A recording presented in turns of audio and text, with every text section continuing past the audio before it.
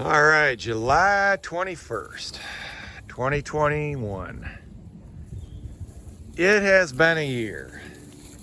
Well, I got my last calf dropped out of this group. Just discovered it while I drove into this pasture today. So that's nice. Doing hay with weather extremism. So we got another inch of rain last night, yesterday afternoon. And so we had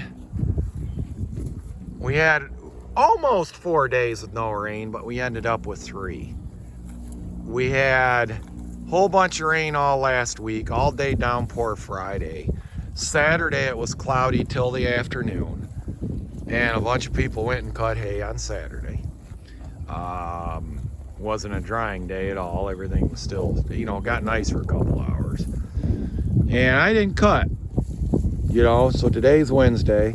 I didn't cut at all. And I had my doubts, and other people are cutting, and some people I know did grass hay. They got their hay dry a couple days ago, thin grass hay. But you got this alfalfa down, and you're like, well, how do I get it dry? And, a common consensus you hear a lot is, well, you got to get it cut. And I always say, no, you don't got to get it cut. There's no sense in, there's no sense in taking a gamble in a year that already is hitting you below the belt. Here we are, July 21st. I am about 40% through hay, first cutting. So I got 60% of my first cutting to still cut and bale. And I've done no second cutting. We're 6 weeks away pretty much from September 1st. And that's when we kind of really get into fall weather here. We got great, nice, good falls. We bale a lot of hay still. We're supposed to have alfalfa bale by September 15th in this area. And what happens is, we just know the end's coming. Short growing season here. We know we're going to lose a whole cutting. Last year on some of my alfalfa, I got 4 cuttings.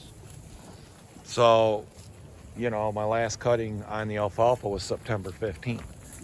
Now, what are we looking at? Crisis. A hay crisis. Very little first cutting appeared at first on the grass because of the drought we had earlier. By the time hay season started, the rains came down. Can't bale. We've got a situation on our hands now. So hay supply crisis. So how do you decide to cut hay in a year when you got just extreme after extreme weather? What do you do?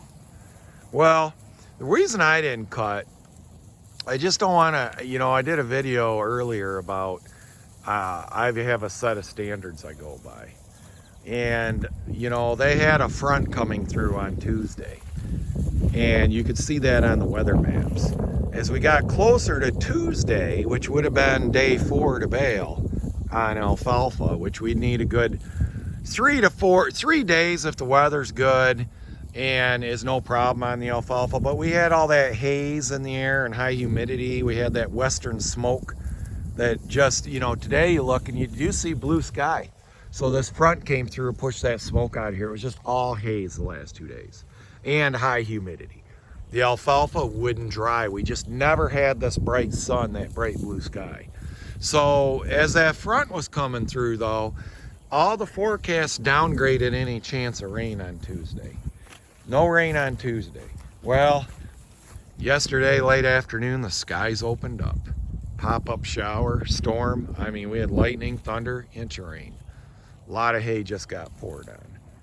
And I didn't cut. I was like, I'm not going to take a gamble. Because I'm still looking for, in this extreme weather conditions where you got constant weather going one way or the other, I am still hoping for the 10-day window where all of a sudden, boom, the faucet turns off and we're going to get some dry weather.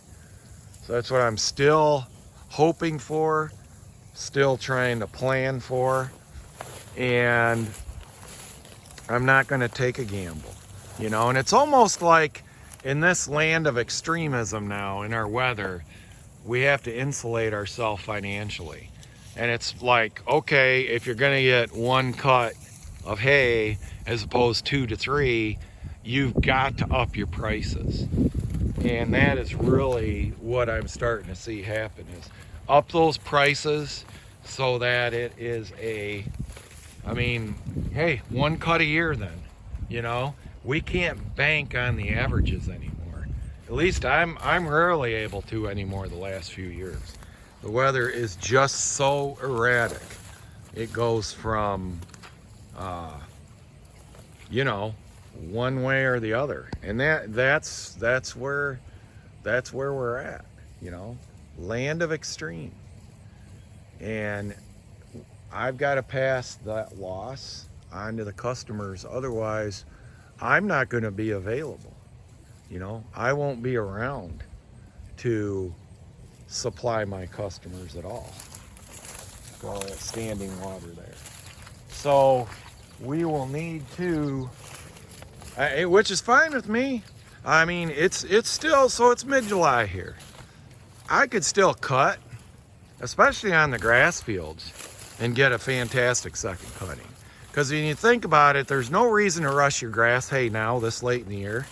I've done a lot of first cutting grass, 1st of August, and the grasses pretty much are dormant until fall. And you bale that orchard grass up in September, you know.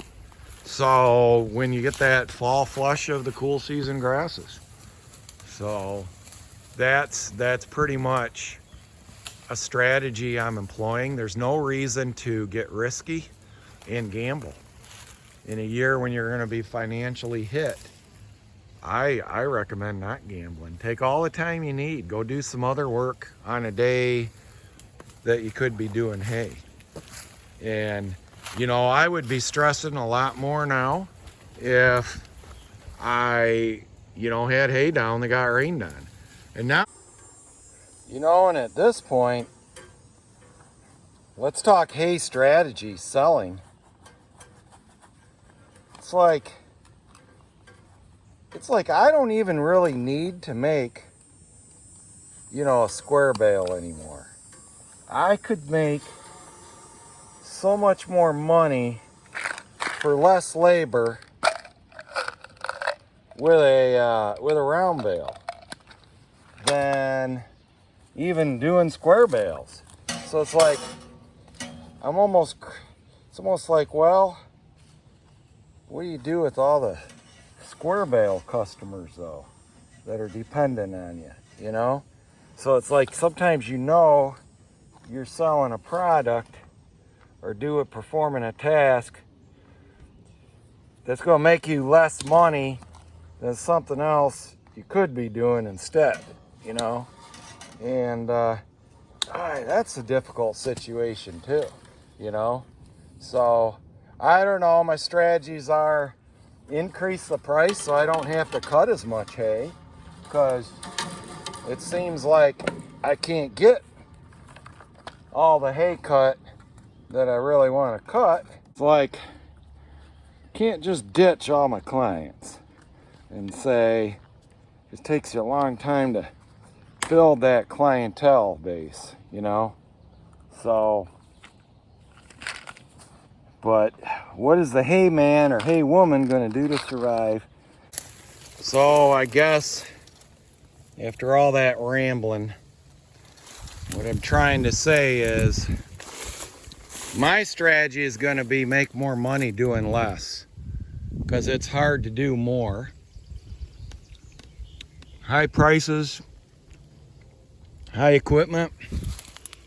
You know, it'd be nice to get paid a lot more per bale and target my market a little bit better, do things with less labor. That's definitely going to be my strategy in this haywire weather extremism. I mean, we've had, in the last few years here, we've had the coldest winter, the warmest winter, the snowiest winter some of the wettest, rainiest months, some of the driest months. Gotta really think ahead in order to survive. Haymaking in the future, marketing that hay is going to take a different turn for sure. We may have to force on our customers different packages of hay, different type of hay, in order for it to be feasible for us to bale hay. Make something, to improve our efficiency and so forth.